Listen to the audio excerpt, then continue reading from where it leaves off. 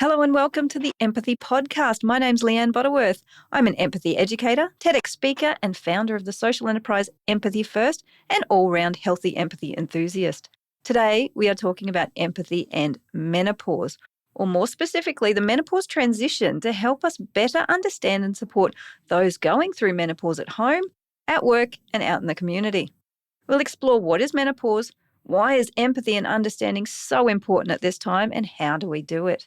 Joining me today is the effervescent Sonya Lovell. Sonya is a speaker, podcaster, and personal trainer. She's also a breast cancer survivor who experienced the chaos of an induced menopause when she was only 47. Sonya leans heavily into her lived experience of being unsupported, unprepared, and seriously undereducated through her own menopause to support and educate women navigating their midlife and menopausal transition. As a speaker, Sonya is an accomplished voice in normalizing the conversation around menopause in the workplace, and through her own story empowers leadership and resilience. I'm so glad you're joining me today for the Empathy Podcast.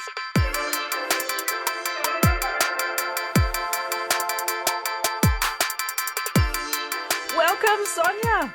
I'm so excited to have you on the show. Oh, thank you. I'm excited to be here. So, as we know, today we're talking all about menopause, and it's not a conversation that people have. Let's break it down. But why you, my lovely, who are you? Tell me a bit about yourself and why you're the person I'm talking to about this. Oh, very good questions. So I am, I'm a fellow podcaster, and I am a personal trainer, and I am a fierce advocate for talking as loudly as possible to as many people as possible about perimenopause and menopause. So my personal experience was I was diagnosed with breast cancer when I was 47, and that was 6 years ago now, almost actually very close to my anniversary. And as a result, I went into what they call medically induced menopause. And I remember being told by my oncologist that, you know, due to the closeness I was in age to my natural menopause, it would be likely that I'd go into my induced menopause. And I remember going, oh, okay, cool. And then it hit me like a semi-trailer and ran back over me and ran over me again and went back over me a few times. It was horrendous. And when I was doing all my healing afterwards, my physical healing, my emotional healing, my spiritual healing, literally every cell in my body needed to heal. I started having conversations with clients in my gym and also friends, and realized that there were women experiencing natural, you know, they were in perimenopause, most of them, or they were transitioning into their menopause, and they knew just as little as I did. They were feeling just as unsupported, just as uneducated, and just as confused. And it kind of set me off on a path of going, well, I'm going to find out as much as I can about this so that I can help as many women as possible. So that, because we don't have to be unsupported, and we don't have to go into this blind. There is a lot of support out there. It's just finding it. Yeah. So we're going to use a few terms today. So I might get you to help us out to start with. So I'm 45. This is all going to be new to me. Mm-hmm. But let's go with some terms first. Menopause, perimenopause, menopause transition. How can you help? Okay, so why don't we start with perimenopause, because that's where it all starts for women. So perimenopause is the 5 to 10 year period leading up to your menopause. And for most women, that can start, well, it will start in your 40s. And for some women, it can actually start as young as 35. So from my perception, every single woman, as she turns 40, should be educated around what perimenopause is, what to expect, and what they can do to get support for it. So that's what perimenopause is. And it's the period of time where your hormones actually start fluctuating. So you enter this literal roller coaster period of your estrogen, your progesterone, and your testosterone, basically playing tag team of, I'm going to be high today and you're going to be low, and then we'll swap by lunchtime. And it's all a little bit crazy. And as I said, that can go for the 5 to 10 years leading up to your actual menopause. So menopause is quite misunderstood, because menopause is literally one day in the calendar that marks the date that is 12 months past your last period. So the last time that you had an actual bleed, and it needs to be 12 exact months before you are deemed to be in menopause. And then from those days onwards, you become postmenopausal. So it's really interesting that people talk about menopause a lot. People go, I'm going through menopause, I'm in menopause, but in actual scientific, definition, menopause is one day in the calendar, and menopausal transition is pretty much the same as perimenopause. It just means that your body is transitioning into being postmenopausal. Right. So then menopause transition, when we talk about that, is that sort of that at the end of the perimenopause? Or is no, it's you can use perimenopause and menopause transition interchangeably. Okay. Yeah. Gotcha. So apart from the terminology, what are some of the misperceptions out there about menopause and perimenopause? Okay. Probably the biggest one is that hot flushes are the only symptom that you will experience going through menopause, which is what people say. That is a huge misconception. There are actually 35 defined symptoms of perimenopause. Some people will tell you that there are as many as 66, but 35 is the number that you can get most people to agree on. And skipped periods. That's the other thing that people believe that defines you as being menopausal. So one of the things that I'm really, really adamant about educating women on is, if you skip a period and then maybe you skip it for 3 or 4 months, that doesn't mean that you are in menopause and you can stop using contraception and that you're on the other side, because you could get a period any time up until your 12 months. And there are a lot of women that will tell you that they have fallen pregnant with a meno baby in that perimenopausal time, because they go, oh, I haven't had my period for 6 months. Great, I'm in menopause. And then boom, they're either pregnant or they get a sudden, very heavy often period that comes and they're like, oh, hell, what the hell? Yeah. A friend was telling me recently, she was, I think, 8 months at the 8-month mark. But then her 11-year-old got her period and hers came back. Yes. Oh, there's the syncing of cycles as well. Yes. Okay. 11 also sounds really young to be getting a period. Oh no, 12. Either way. 12. Yeah. Okay, so there's a little bit of education out there that has to happen. Why is this such an important topic to be talking about? Why do we need to have this education? Why are we talking today? Oh, that's a two-pronged question. So I'll answer with the least historical, medically kind of complicated answer. So because women need to know is the simple answer. Because for reasons that I will go into in a second, because that's the second part of the answer, women haven't spoken about their menopause, their menopausal experience. Perimenopause is a term that many women are not familiar with, and their mothers certainly never talked about it. And there has been today, the tide is turning, very little conversation around what to expect, when to expect it, and how to manage the symptoms when you experience them. And this goes right down to our GPs. There's a globally recognised education gap, which means many women go and talk to their GPs, and a GP will go, oh no, you're far too young for menopause, or you're just tired, honey. It's age. It is, you're aging. You just have to accept it. And that's not a good enough answer, because as I mentioned before, there's like over 35 symptoms that you could experience. And some of those can be as extreme as migraines. There can be menopausal depression is a significant symptom that's not talked about enough, but is scientifically proven. So anxiety is also wrapped up in that. There is also significant changes to your skin, and vaginal changes become a really big issue for a lot of women as well, that they just don't know how to manage. But there's also other things like heart palpitations, and, you know, there are things that women start experiencing. They can't put their finger on why things have changed. They're not too sure who to go and speak to. They perhaps get fobbed off by a GP that's not as educated as they could be, or is, let's be honest, they're just so time poor and managing multiple patients. They don't have the time to invest in playing detective for a woman, which is what we actually need. So that's why we need to be having these conversations. That's, you know, and educating women on how they can support themselves or how they can support other women in their lives if they are experiencing these changes. So the second part of the answer to that, which I talked about, is back in the 80s, there was a study that was done that was called the Women's Health Initiative. So prior to that, HRT, which is what it was called then, was widely prescribed. Many, many women were taking it very successfully and getting great quality of life as a result. There was a whole bunch of research done, very poorly done, very poorly communicated the results of that they called a halt to the study because they found what they believed at the time were direct links to breast cancer.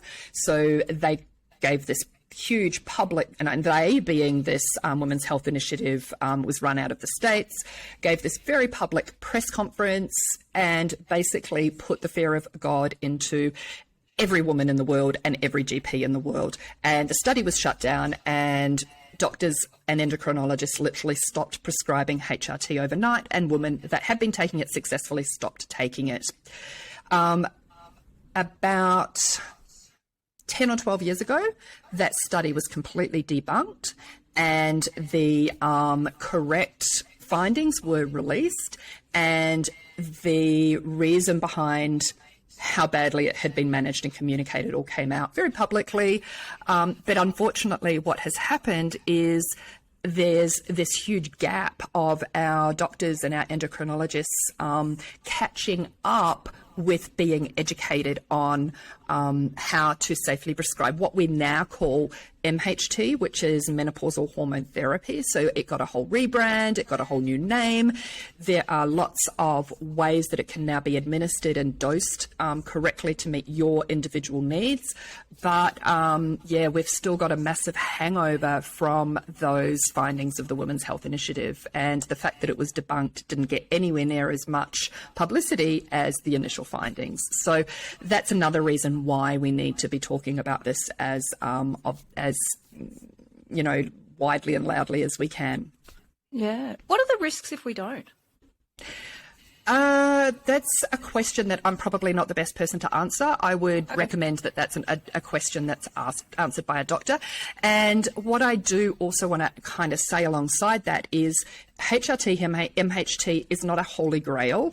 It is not something that every woman can actually take. Yeah. So not everyone is eligible for MHT. Myself being a cancer patient and my cancer being hormone positive means that I can't take it.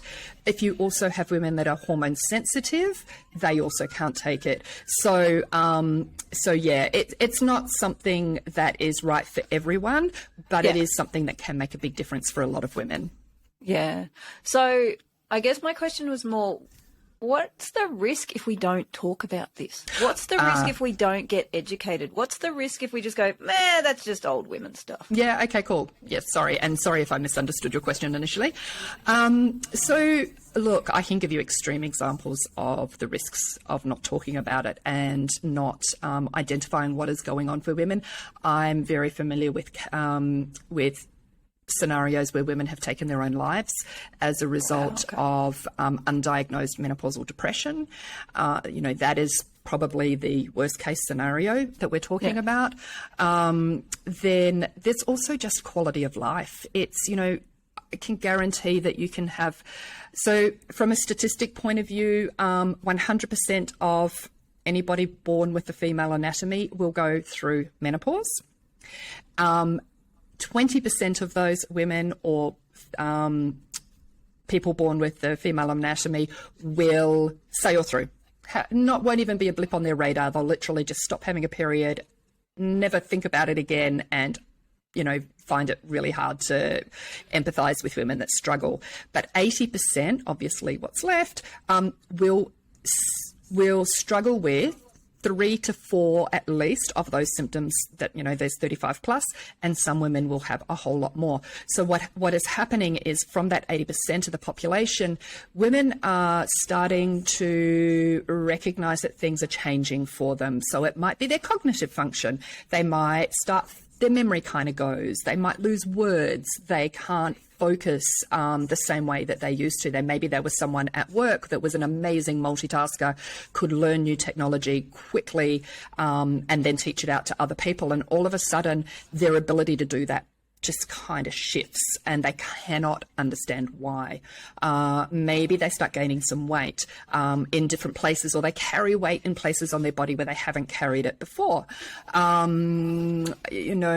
flushes become a problem. Night sweats can also be really significant. Sleep changes, anxiety can increase. We become much more prone to stress when we're in our perimenopausal and menopausal years. Our emotions literally go on that roller coaster ride with our hormones. So you can be, as nice as pie with your family in the morning, send everyone off to have a lovely day. And by the time they come home at the end of the day, you are the nastiest piece of work they have ever come across. And you weren't really in control of why that flip happened. And so that becomes really confusing and really frustrating. Yeah. And women, when they're not educated about perimenopause, don't join the dots. They don't know to join the dots. We don't know what we don't know. And, when you can kind of like turn the light on for someone and say, shine a light on, like, you're experiencing this, and this is what's actually happening in your body right now, and this is why you're feeling this way. All of a sudden, they can own what's going on. They have an explanation for what's going on, but they can also start seeking out lifestyle changes, hormone therapy, if that's something they're open to and eligible for, that can just make a huge difference to their ability to do their job, to keep their family healthy and happy, to keep themselves healthy and happy. Yeah. And, it's just so incredibly important. Yeah. So by the sound of it, there's this education piece, not only for the women and what's going on with my body and how do I manage it and how do I accept it and embrace it and not fight it and feel shame and guilt and confusion and all those sorts of things. So there's that piece of the puzzle. Mm-hmm. There's probably that education, understanding, empathy from our partners, our families, those who are very close to us, who are going, wow, mummy's just not herself today. And instead of saying, well, mummy has a problem, it's, that's what's going on, or how do we understand and support and accept? Yeah, absolutely. And then I guess the third piece, and the other biggest piece of our lives, is our work. Yep. Because by the sound of it, if we've got those 35 to 66 symptoms that include losing words and anxiety and mood swings, how do we then communicate that and have a supportive environment at work so that we can still contribute and flourish and not go, you're just too hard, and opt out? Or be opted out. Yeah, and both of those things happen, on a regular basis. And that's a really, really important part of the puzzle that is just starting to become more topical. It's starting to become more spoken about publicly. We're starting to advocate for changes in the workplace to support these women. I'm speaking on a panel in a couple of weeks at a big corporate summit, and the topic that we'll be talking about is discussing taboo topics in the workplace and how, so that includes endometriosis, it includes menopause, it includes, pregnancy and periods and, all the things that for women have been taboo topics for so long. And it's not an easy... Hang on one sec. Yeah, sorry. Is that at your end? Yeah, it's my end. Be gone in a sec. Okay, go for it. Cool. That's not an easy... It's not an easy issue to address. When you're talking about the really big corporations, they need to change policy, and to change policy, they need research, and the research is only just being done now. So there's a couple of really big global research pieces underway all around the impacts of perimenopause and menopause on women at work, and what support they need in the workplace to not opt out or be opted out. And until we get the findings of that research and, the corporates can look at it and go, okay, well, based off that, we can now set these policies in place. Those big changes aren't going to happen overnight.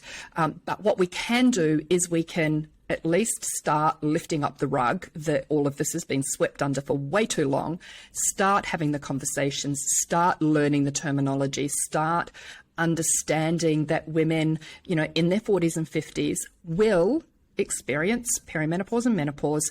And when they do, they need support and they need empathy. Yeah. Because why? What are the benefits then? I mean, if we look at, we've got people in the workplace who, like we said before, have all this stuff going on. Why is it worth policy change? Why is it worth the effort and the money and the time and the resource that it takes to invest in women in their 40s and 50s? Because it sounds hard. And as we know, people often don't choose the hard option. Mm-hmm. Why is this worth the effort? Oh, that's such a good question. So, look, there's some really fascinating data around, the first one that comes to mind is that women are already behind the 8 ball when it comes to their superannuation contributions compared to men over their lifetime of their earning capacity. So, often women will lose super in the childbearing years if they choose to stay home, or they pull back from full-time to part-time. I think, isn't it, the age now for retirement in Australia is 67. So if you're pulling a woman out of the workforce when she's in, 50, there's another 17 years worth of super contributions that she is not going to achieve. So that's, a very statistic-driven financial answer to the question. The other thing is that women are literally just hitting their prime in their 40s and their 50s, and the value that they can add to the workplace and the workforce when they are allowed the time and space and understanding that they need to navigate through these years. Why would you want to lose that? I just don't, I look at if you go and do a little bit of a deep dive into Indigenous cultures and how menopause has been managed in different cultures, one of the things that shines through to me is many cultures, the women post-menopause, so the average age of menopause in Australia is about 51. So women post-menopause actually are revered and held up as the leaders of their community. These are the women that are leading the communities that are being that people go to for wisdom and leadership. And we as women have so much to offer community and business from 50 onwards that it is such a loss to everyone if they're being opted out or opting out of their careers at that point. Yeah.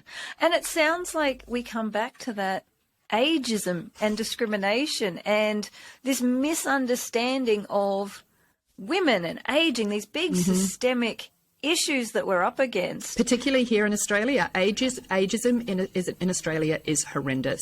And I was at an event about a week ago, and Professor John Eden was speaking, and John is the leading endocrinologist and head of the Royal Women's Hospital here in Sydney, and he's national expert in his field. He's in his, I'm going to take a guess, but he's well into his 60s. He's past retirement age. And, he said one of the reasons that actually stops him from retiring is that he is just so embarrassed by the ageism in Australia. And that he knows that there are just so many women that he can help and keep them in the workforce and keep their quality of life high in their aging years, when the natural go-to in Australia is to kind of push you inside and say, well, you're past your use by date now. We have no need for you. No need. Yeah, absolutely. And by the sound of it then, if we start to have these conversations, if we start to make some changes, not only do we positively impact the lives of women in their 40s, 50s, 60s. I mean, we talk about the fastest growing demographic of homeless people are women over 55. That's right. Yep. But also the wisdom and the stability and the empathy and caring and skills that we can bring to a workforce that potentially young people need. Yes. They need that energy in a workplace. So it feels like it's win-win. So if we're talking about then the workplace and we want it to be supportive and we want to, we want to keep the women that we've already got. We want to employ women who apply, who are in those demographics. What sort of things can workplaces start to do? Well, the very first thing they can start to do is get educated. And, and that can be rolling out training to their leaders and to their workforce. Just literally a basic education program on what menopause is and what perimenopause is. It doesn't have to be complicated and super high level. It can be a really simple program.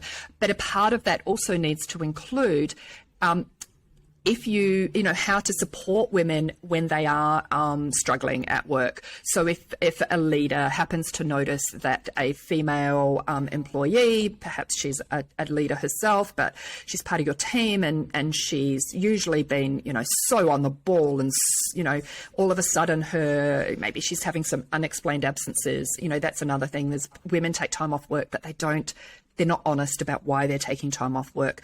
So unexplained absences, perhaps cognitive function is starting to look a little bit like, whoa, what the hell? Sit down and, I'm not expecting leaders out there to go, honey, are you in menopause? But offer her the opportunity to say, I see you. Yeah. Something is going on for you right now and I want to be here to help you. How can I help you? Literally asking that question, how can I help you? There's a great story that Mel Kettle told me. Mel is a brilliant educator in the corporate space, actually, on how businesses can be more menopause friendly. And she tells us a great story about a woman who was in a team and she was they were all kind of open plan office spaces. She was really struggling with hot flushes, really struggling. And her leader recognized this. It was a male. She had a man who was leading her team. And he said to her one day after everyone had left, like, are you okay? I've noticed that, you kind of seem a bit off your game. And she was really open and said, look, I'm really struggling with hot flushes right now. And he said, well, God, what can I do? Do you want to bring a fan in and put on your desk? And she was like, actually, no, I don't, because I don't want to draw attention to the fact that that's what's going on for me. And so anyway, she went away, he went away. She came in the next morning and he had put a fan on every team member's desk, including his own. I love it. And I was blown away by that story because I was like, the empathy is just off the Richter scale. I wish every leader could have that level of empathy. But the difference that would have made to that woman's life and ability to do her job and show up at work every day is just huge. So it can be really simple things like, do you need a fan at your desk? Do you need to move your desk so you're underneath the air conditioning duct? Do you want to step down from, your kind of a public speaking role right now because you're struggling a little bit with memory and word loss and feeling embarrassed because that's happening to you in front of the team? Let me take over that role for you for a few weeks while you sort out what's going on. There are some really simple ways that we can support women. Yeah. And I think there's two interesting things that you touched on there is when we talk about training in the workplace, especially, it's not just for the women. Oh, gosh, no. And people who, but also one of the things that I think sometimes people forget is people who potentially don't outwardly present as a woman, may actually also be experiencing menopause. Yeah. That this actually may be happening for people. So educating everybody, even if there are men squirming in their seats, everybody learning about this and everybody being on the same playing field is really important. And, that is then also going to carry through into what happens at home. So if you're a man sitting in one of those education sessions and chances are you're married, but probably most likely to a woman, and you're going, oh, hang on a sec, geez, this is all ringing a bit of a bell. I wonder if this is what's going on for my wife. They're going to take that empathy and understanding home and that ability to have a conversation and say, hey, I did this workshop today and it made me think of you. Is this what is going on for you? Because there's a lot of women that don't talk to their partners either about what's going on. Yeah.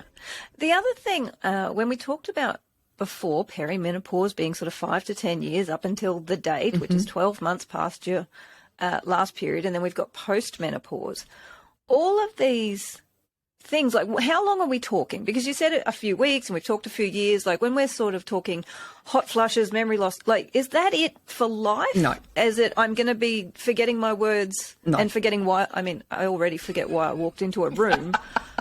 But is this my lot till I'm 80? No, it's not. And that's the other piece of the education that's really important. First and foremost, every woman's experience of perimenopause and menopause and postmenopause will be different, a little bit like every woman's pregnancy is different to the woman sitting next to her.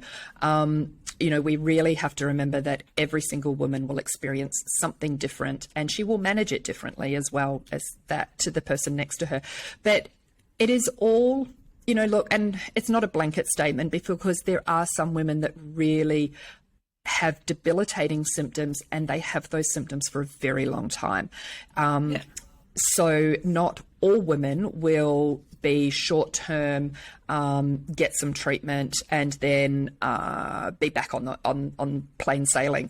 But for the average woman that, recognizes the symptoms for what they are, goes and seeks some help, whether that be making lifestyle changes or taking some therapy, whether that is natural therapy or the more MHT path, once you get those things sorted, those symptoms that you were struggling with can kind of disappear.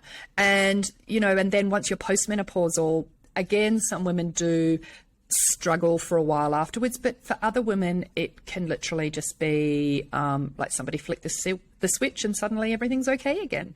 So it's a little bit like asking how long is a piece of string. It will be different for every woman. Yeah. And ultimately, when it comes to empathy, what we're talking about is listening to that person, understanding what's going on for them, and then responding in a way that makes them feel heard, valued, visible, safe, individual, and acknowledging that and not judging people and going, oh, well, like it's just this or it's just that, or you should just go on like HRT or you should just, or like, that's not it. It's understanding that everybody goes through this very individually. Yeah.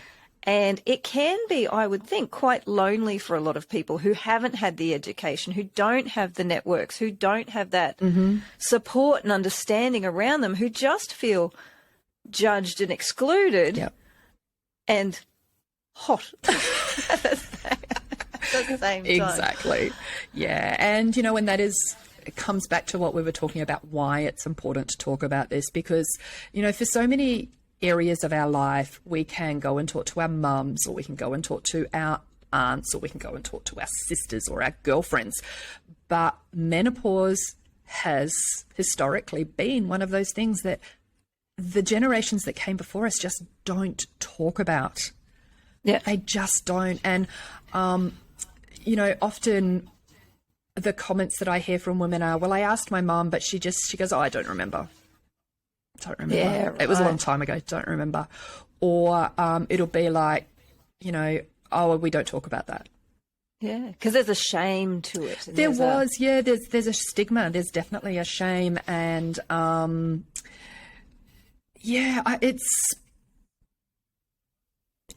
I get really curious about why there was so much shame attached to it and why it became such a taboo topic. When, you know, it's just as natural as a woman or a young girl getting her first period. Like, you know, we prepare our girls for their periods. We support them through their periods. We have education in schools. But the bookend to that is menopause. Like, it's, you know, and we're just not there, and it's a shame. Yeah. Well, one of the things that I wanted to show you is, and I'm sure you've seen this, but at Empathy First, we're starting the Empathy Store, which is empathy cards and very carefully selected empathy cards. And one of the ones that I have chosen to sell in the shop is a menopause card. Brilliant. And it's so cool. So on the front, it says menopause. I have some questions. And obviously it's designed from one lady experiencing peri or postmenopause to another lady experiencing peri or postmenopause. It says, I have some questions. And all over it just says WTF with question marks. Like, what the fuck? What the fuck? Yeah, that pretty much sums it up. Perimenopause, basically. But the questions are, perimenopause, am I in it? I think I'm in it. Why am I crying about a celebrity's dog? What does sleeping feel like? I forget. Is there such a thing as cute sweat-wicking sheets? 5 to 10 years? That seems vague. So, like, what's up with this vast void of information? And down the bottom it says, at least we get to what the fuck together. Text me at 4 a.m. I'll be up. So to send that to somebody, and actually on the back there's a little bit of information about perimenopause and menopause. Brilliant. But it's from a beautiful designer at Em & Friends, and we're going to be stocking it in the Empathy Store. So another way to actually reach out to another woman without calling her going, hi, I heard you're in menopause. How's yours? Just a way to actually connect in an easy, fun, light-hearted, supportive way to just go, let's just what the fuck together. Because, whew. Yeah. I think that's so fantastic. Well done. Oh, I love it so much. There's another one. There's another card that says something about the new normal. Like, there is no normal to go back to. This is the new normal, but I'm here with you, and I'm bringing snacks. Yep. And chocolate. It's chocolate. We all need chocolate. Chocolate, wine, a shoulder. Like, yes. A hug. Yeah. A hug. Just an outlet for whatever this is. Yeah. And a fan. Yeah, and a fan. An ice pack. And we'll do the menopause care pack to go with it. But yeah, so even things like that to go, look, I see you. There is actually a card that says I see you. Not in a creepy hanging out in a tree outside your window kind of way, but in a I know you're going through some stuff and I'm here for you kind of way. Not in a I see you kicking the sheets on and off all night long through your window kind of way. Not in a peeping Tom kind of way, but, oh, I know. When you know, and I'm here and I'm for you. So they're the sorts of cards that I think that's that we're awesome. going to be stocking in the shop. So it's going to be good fun.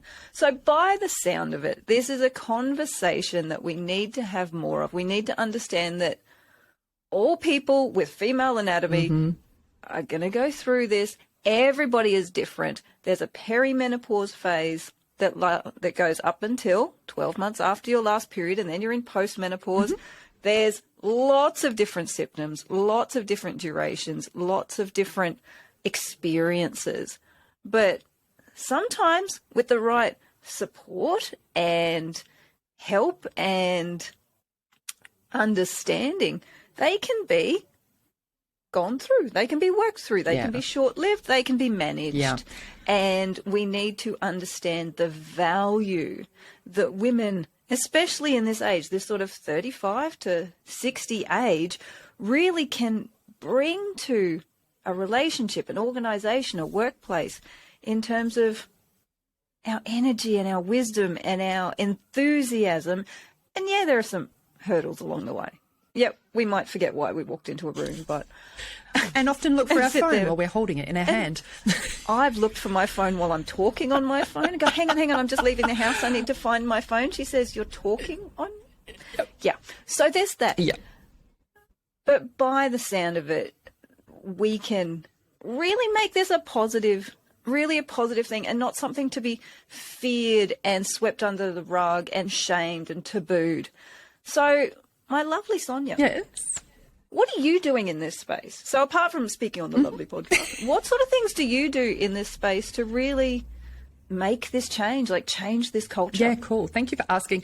I do actually want to make one quick point just off the back of everything that you've just said, because I failed to kind of highlight this a little bit more when we were talking, and that is that there are also different types of menopause. So I touched briefly on the fact that I experienced medically induced menopause. Yeah. There is a natural menopause, which is what most of the population will experience, and that's what we've talked about today. But there is also surgically induced, medically induced, and early menopause. And they are all experienced very differently by the women that go through them. So it's interesting. I got communication once from a lady who said to me, well, my friend didn't have menopause because she had a hysterectomy. And I was like, honey, your friend did have menopause. She had surgically induced menopause, and it was actually worse for her. And to say she didn't experience menopause is really dismissing her experience. And we need to educate around that as well, because for the women that do experience, as I said, medically induced or surgically induced menopause, it is very fast, it is very quick, and it is absolutely brutal. And those women need just as much support and education. And then there's early menopause, which is a menopause that happens before the age of 40. And that, again, is something that women really needed to be supported around. Yeah, and educated about as well. Yeah. Yeah, right. Oh, thank you for clearing. Yeah, that's definitely an important piece of the puzzle. These assumptions that we have that it's just something. But like you said, you had a medically induced Yeah, so mine was menopause. brought on by chemo. Yeah. Yeah, right. So yeah, that's another really important piece of the puzzle.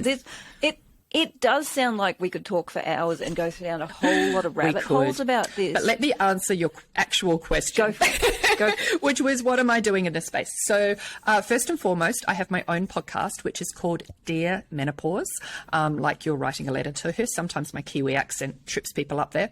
And that drops weekly episodes. They're all interview-based episodes with either women sharing their stories and experiences, or with industry leaders, professors, doctors, talking about, really providing that education piece from really highly reputable and qualified sources. So that's my podcast.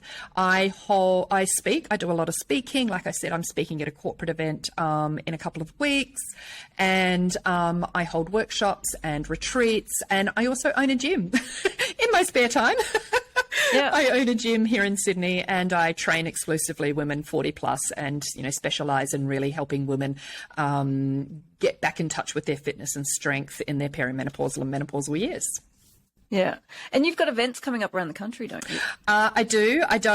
Everything's all kind of still in planning stage, but there's information on my website about all of those. But yeah, there'll be a little bit of a roadshow happening in 2023, which is exciting. That's very cool. Well, when you come to Brisbane, I'm going to give you a hug in person. That's the only reason I'm actually going out on the road, is literally so I can hug everyone that I have spoken to over Zoom for the last 2 years. Yeah. Oh my God, you exist from the neck down. Exactly. So what is your website? How do people find So my website is Stellar Women. So that's STELLARWOMEN.com.au. I'm sure you'll link everything through in show notes and things. No, I will. And the podcast is dearmenopause.au. Awesome. Sonya, my lovely, thank you so much for today. It has actually been enlightening for me, even as a 45-year-old woman who I thought I knew some stuff. Now I know more stuff. Yay! My goal has been achieved. But there's so much that is important to talk about in this space, and it has such huge implications, not only for us, for our future, for the workplace, for our kids, for our relationships. Yeah, thank you so much. And keep doing the work that you're doing. You're doing some amazing work in this space. And thank you for having me on so that I could share my story with your audience as well, and hopefully educate and inform a few more people out there. Absolutely. Well, my podcast producer Gil, he's learnt some stuff today. He is now going home to share everything that he's learnt. He is. He literally Is he said taking notes? Was he taking notes in the background? over in the corner. Not actually the podcast. He's been taking notes. All right, my lovely. Thank you so much. Thank you.